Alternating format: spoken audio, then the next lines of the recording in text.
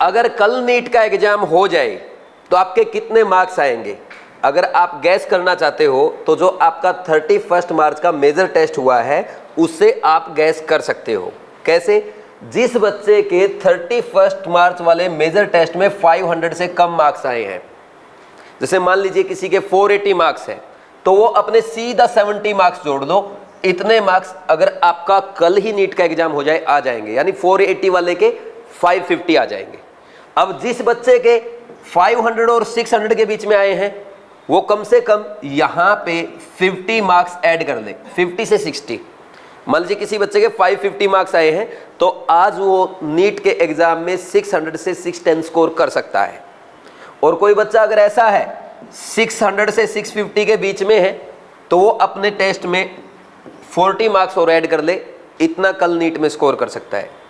कोई 650 प्लस है वो अपने टेस्ट में 20 मार्क्स स्कोर कर ले, इतना आप नीट एग्जाम में स्कोर कर सकते हो।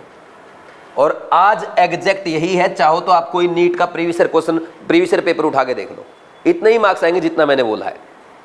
लेकिन पॉइंट ये है कि कोई बच्चा अगर 500 से कम है, जैसे मैंने बोला कि 480 है तो उसके तो 550 हुआ। अब आपको आगे कैसे बढ़ना है?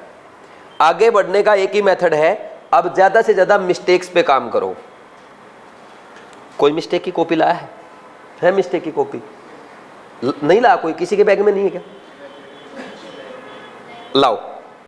तो ये क्लियर हो गया आपको? जिस बच्चे के 31 मार्च वाले टेस्ट में 500 से कम मार्क्स है वो 70 मार्क्स ऐड कर दो, अगर कल आपका नीट का एग्जाम ले लिया जाए इतने ही मार्क्स आएंगे अब आपके। कोई बच्चा 500 से 600 के बीच में है उसके प्लस 50 मार्क्स आ जाएंगे। कोई बच्चा अगर 650 और 600 के बीच में स्कोर कर रहा है उसके 40 मार्क्स ऐड कर दो, इतना स्कोर आ जाएगा। और किसी बच्चे ने अगर 31 मार्च के मेजर टेस्ट में 650 स्कोर किया है तो 20 ऐड कर दो। मान लीजिए किसी की 680 है तो 700 प्लस स्कोर करके आएगा नीट एग्जाम में, आज नोट कर लो अभी, ठीक। लेकिन अब पॉइंट ये है कि जिसका कम रह गया उसको इंप्रूव कैसे करना है और जिसका ज्यादा हो गया उसको उछलना नहीं है, ठीक समझे ना? अभी ये बीट है, अभी नीट बाकी है। और एक गारंटी है, बीट में जितना आप स्कोर करोगे एवरेज आपका नीट में उससे ज्यादा आएगा, ये गारंटी है, ठीक। अब देखो, अब इस स्कोर को कैसे बढ़ाया जा सकता है? आपको एक काम करना है, आप मिस्टेक कॉपी लगा रखी है आपने, एक हर टेस्ट की मिस्टेक लिख रहे हो ना। मैंने बोला लास्ट 10 मेजर टेस्ट की लिखना ही लिखना है, ठीक। जैसे ये मिस्टेक कॉपी हो गई, सिर्फ ये मिस्टेक वाली कॉपी ही आपके मार्क्स बढ़ा सकती है। आप चाहे कितना भी जोर लगा ले, आपके दूसरे किसी मेथड से मार्क्स नहीं बढ़ सकते हैं। मैं पहले भी आपको यही बोल चुका हूं, आप जितना ज्यादा अपनी मिस्टेक पे वर्कआउट करेंगे उतना स्कोर आपका बढ़ेगा। आप कहां पढ़े हैं, किस कोचिंग में पढ़े हैं, किस टीचर से पढ़े हैं, या कहां की कोचिंग का आपने टेस्ट अटेम्प्ट किया, ये बहुत ज्यादा मायने नहीं रखता है। अब लास्ट मंथ में आपकी मिस्टेक कॉपी ज्यादा मायने रखेगी। और अगर आप यहाँ पे बीट का टेस्ट अटेम्प्ट कर रहे हैं फिर तो आपको टेंशन ही नहीं लेनी है, क्योंकि आपने देखा होगा बीट का टेस्ट एग्जैक्टली वैसा था जैसा नीट का टेस्ट है। अब जैसे आपने बोला 31 मार्च का टेस्ट था आपका, कुछ बच्चे बोल रहे हैं बायो लेंथी थी, तो वही केमिस्ट्री भी तो इजी भी तो थी। अगर आपको बायो करने में 1.25 घंटा लगा, केमिस्ट्री 40 मिनट में भी तो हो गई, बात तो बराबर है ना। आप ऐसा क्यों बोल रहे हो सर के बायो लेंथी थी? केमिस्ट्री इजी किसी ने नहीं बोला, समझे कि नहीं समझे? तो वो तो अब ऐसा तो हर उसमें भी रहेगा, आपके नीट में भी। तो बीट का हर टेस्ट अब आगे आपका ऐसा ही आएगा जैसे नीट का टेस्ट हो, और हर टेस्ट में आपको मार्क्स बढ़ाना है। उसका मेथड यही कि आप अपने मिस्टेक वाली कॉपी पे काम करो। अब मिस्टेक वाली कॉपी के साथ दिक्कत पता क्या है? हम लिख लेते हैं, रिवाइज नहीं करते। पता क्यों? आप रिवाइज मिस्टेक की कॉपी सिर्फ इसलिए करते हो क्योंकि मैंने बोल रखा है। अगर मैं ना बोलूं ना बार बार, आप लोग एक मिस्टेक की कॉपी रिवाइज ना करो। क्यों? क्योंकि आपको बड़ी बोरिंग लगती है वही बातें बार बार पढ़ना।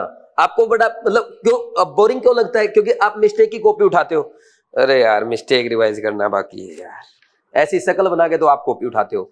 अगर आप मिस्टेक की कॉपी को ऐसे उठाओगे, यही है जो कुछ है, यही कराएगी लास्ट महीने में मार्क्स इंप्रूव, और यही मेरा सिलेक्शन कराने जा रही है। आप अपनी मिस्टेक की कॉपी को अपनी गीता, कुरान, बाइबल मानोगे तब जाके सिलेक्शन होगा। समझे कि नहीं समझे? तो सुबह उठते ही जय हो इसकी, और फिर इसको पढ़ना स्टार्ट करो।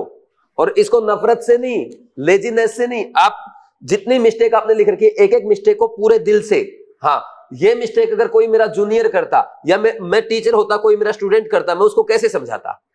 आपको अपनी मिस्टेक की कॉपी को एज ए टीचर समझना है। और अगर आपका कोई अच्छा साथी है जो मिस्टेक लिख रहा है, आप कभी कभी उसकी मिस्टेक की कॉपी चेक किया करो, उससे आपको और ज्यादा सीखने को मिलेगा। इसका मतलब ये नहीं कि ज्यादा सीखने के लिए चलो पूरी लाइब्रेरी की मिस्टेक की कॉपी चेक कर रहे हैं, ऐसा नहीं करना है।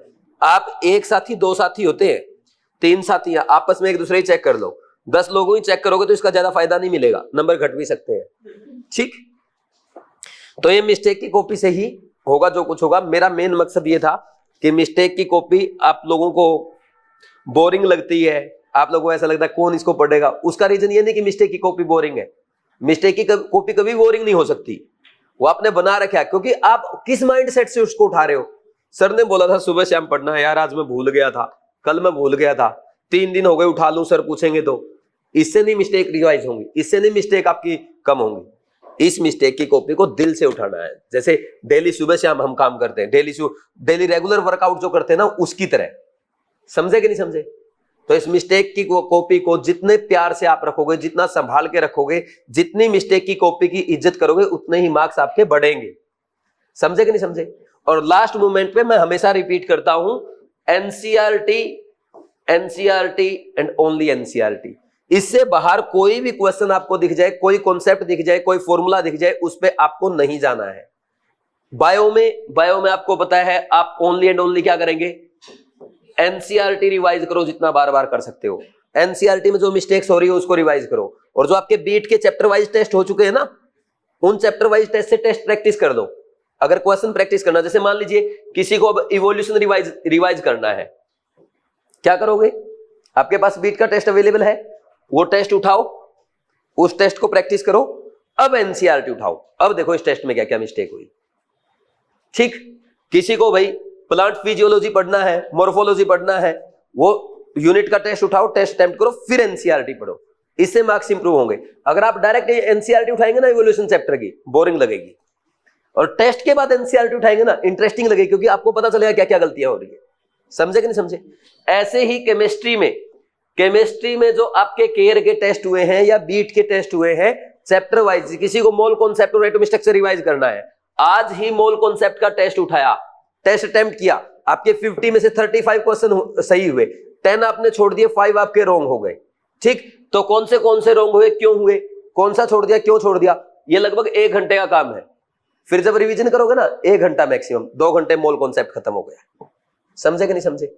ऐसे ही एटॉमिक स्ट्रक्चर का टेस्ट उठाया, 1 घंटा टेस्ट का, 1 घंटा रिवीजन का। ये सेकंड रिवीजन जो कर रहे हैं उनके लिए बोल रहा हूं, सेकंड रिवीजन वालों के लिए बात कर रहा हूं, क्योंकि ऑलमोस्ट मैक्सिमम लोगों का कंप्लीट हो चुका है। ठीक, फिर इसके बाद अगर किसी की कमी है, अभी भी रिवीजन नहीं हो रहा है, तो भाई बिल्कुल क्लियर बता दूं, गौरव बात सुन ले ध्यान से। आईपीएल का मैच 8 बजे स्टार्ट होता है, 11:30 बजे तक खत्म होता है। कृष्णा बैच का कोई भी लेक्चर 3 घंटे से 3.5 घंटे से ज्यादा का नहीं है। समझा? आपके कृष्णा बैच में कितने चैप्टर हैं? 19 चैप्टर हैं न्यू सिलेबस के अकॉर्डिंग।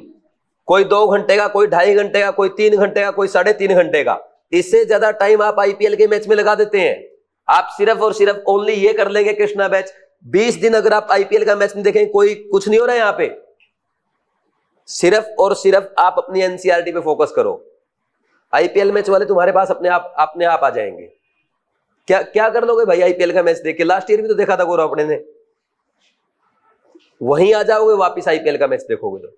और आईपीएल के मैच में टोटल फिक्सिंग चलती है, मैं पहले ही बता चुका हूं आपको, मत देखो उसको, टाइम वेस्ट है। आईपीएल का मैच देखना टाइम वेस्ट है। समझे कि नहीं समझे? ठीक, फिर इसके बाद कृष्णा बैच जो करेगा, और इसके साथ केयर टेस्ट सीरीज और इसके सॉल्यूशन, केयर टेस्ट सीरीज, इसके वीडियो सॉल्यूशन। जिसका कृष्णा बैच कंप्लीट हो चुका है वो सिर्फ और सिर्फ केयर टेस्ट सीरीज के मेजर टेस्ट और उसके वीडियो सॉल्यूशन करेगा। इसके अलावा अलग से कुछ भी नहीं करना है। ये मैं खुद बोल रहा हूं, किसके लिए? 180 आउट ऑफ 180 स्कोर करने के लिए। और जब आपके 180 आउट ऑफ 180 आएंगे ना, इससे मेरी इज्जत ज्यादा बढ़ेगी। आपसे जितना फायदा आपको होगा ना, उससे मुझे 10 गुना ज्यादा फायदा होगा। और मैं बोल रहा हूं आपको, अगर आपको केमिस्ट्री में 180 आउट ऑफ 180 लाने हैं, अभी भी किसी बच्चे का रिवीजन नहीं हुआ है, किसी बच्चे की वीकनेस रह गई है, कृष्णा बैच प्लस केयर। जिस बच्चे ने कृष्णा बैच कर लिया है, ओनली एंड ओनली केयर के 10 major test with video solution. Video solution देखना आपको। आपने देखा सारी प्रैक्टिकल केमिस्ट्री कैसे रिवाइज करा रहा हूं, देख रहे हो कि नहीं देख रहे? बस ये काफी है। अब आ गई बात फिजिक्स की। फिजिक्स में अगर हमसे ज्यादा स्कोर नहीं हो रहा तो हमें करना भी नहीं है, क्योंकि आप कितना ही जोर लगा लो, जो एवरेज बच्चा है वो 120, 130, 140 मैक्सिमम इतना स्कोर कर पाएगा। जो ठीक ठाक बच्चा, थोड़ा अच्छा बच्चा 150, 160 कर देगा, और बहुत ज्यादा मेहनती है उसको मेरा ये भाषण सुनने की जरूरत नहीं है, वो आराम से अपने आप 170, 180 की तैयारी करे बैठा है। समझते कि नहीं समझते इस बात को? तो हम सारे 150 की रेंज तक के बच्चे हैं, एवरेज है। समझते कि नहीं समझते? तो अपने को क्या करना है, फिजिक्स में 12th वाले पार्ट पे ज्यादा फोकस करना है। 12th वाला पार्ट फॉर्मूला बेस्ड है, और उसके एनसीईआरटी भी आसान, अगर आपने सेमीकंडक्टर वगैरह ही पढ़ी होगी तो। क्लास 11th का जैसे रोटेशनल है, सेंटर ऑफ मास, ये आपको टफ लगते छोड़ दो, रोटेशनल का क्वेश्चन ही नहीं आएगा। ऐसे ही आप केमिस्ट्री में डरते हो, केमिस्ट्री में डरते रहो, आप आयनिक इक्विलिब्रियम से क्वेश्चन ही एक आता है, और वो भी पता चला लुईस एसिड का आ गया, या बफर सॉल्यूशन का फॉर्मूला पूछ लिया। अरे उस डर का फायदा क्या हुआ? थर्मो से आप डरते हो, CP minus CV equal to R पूछा था उसने एक बार, तो लास्ट ईयर के क्वेश्चन देख लो कितने आसान है। डरना नहीं है। आप एक काम करो, इजी करो। अगर आपको कोई यूनिट नहीं आती, फ्लूइड मैकेनिक्स नहीं आता, 2 क्वेश्चन आएंगे छोड़ दो भाई, कम से कम आप 180 में से 160 की तैयारी अच्छे से करके जाओ, ताकि 130, 140 आ जाए। 130, 140 यहां पे आ गए, और बायो में इतना कर लिया, आराम से आपका 630, 640 तक चला जाएगा। एवरेज बच्चों के लिए बात कर रहा हूं।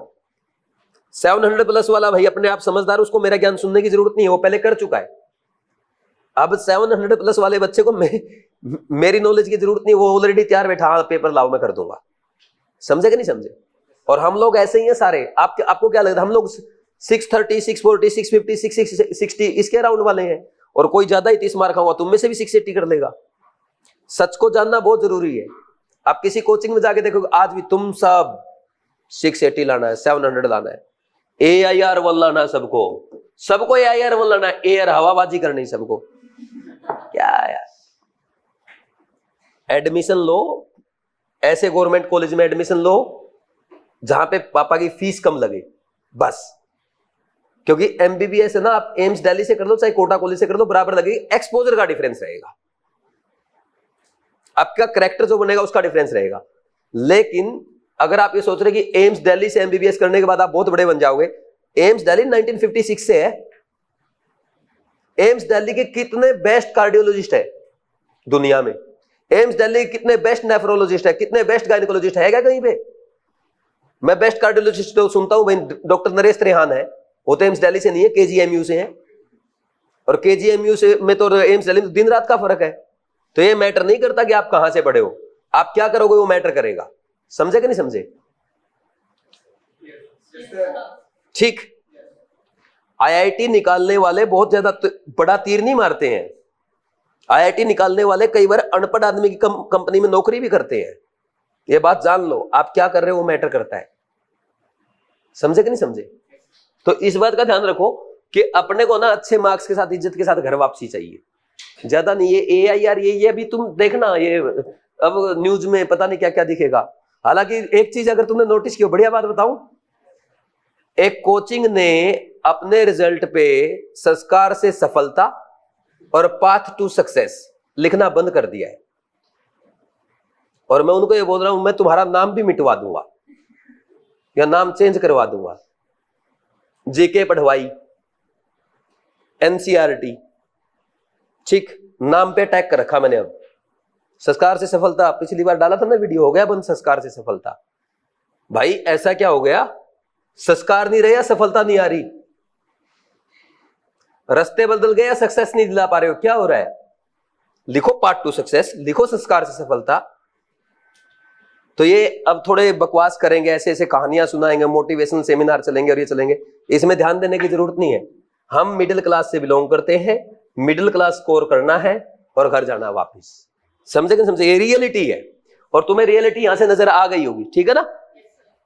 अब हर टेस्ट में जिस बच्चे के 500 मार्क्स आए हैं या 400 मार्क्स आए हैं, वो सिर्फ इतनी सी कोशिश करेगा, आने वाले हर टेस्ट में 20 मार्क्स बढ़ाए, सिर्फ 20। अगर आप हर टेस्ट में 20 मार्क्स बढ़ाएंगे 400 से, आप कितने तक पहुंच जाएंगे? 560 तक। और मैंने बोला कि 560 वाला कितना कर देगा? +50, तो 600 प्लस स्कोर हो जाएगा, आराम से सिलेक्शन हो जाएगा। जिस बच्चे के 500 से 600 के बीच में नंबर आ रहे हैं, वो भी क्या करेगा, हर टेस्ट में कितना स्कोर इंप्रूव करेगा? कम से कम 15 मार्क्स इंप्रूव करेगा, यानी हर टेस्ट के साथ 3 क्वेश्चन कम गलत करेगा, 15 नंबर अपने आप बढ़ जाएंगे। फिर 650 जिसका आ रहा है वो कोशिश करेगा कि हर टेस्ट के साथ 8 से 10 नंबर बढ़ जाए, और ये भाई साहब जो हैं ये कोशिश करेंगे कि स्कोर को मेंटेन किया जाए। इतना सा आपको काम करना, कर लोगे? बोलो, कोई डाउट तो नहीं है? फिर समोसा खिलाते हैं अब आपको, पक्का? चलो ठीक है, जाओ भाई, थैंक यू। अप्रैल फूल बना था, कोई समोसा नहीं है, ठीक है क्या? अच्छा ठीक, ले आए, अरे ले आए, बैठ जाओ।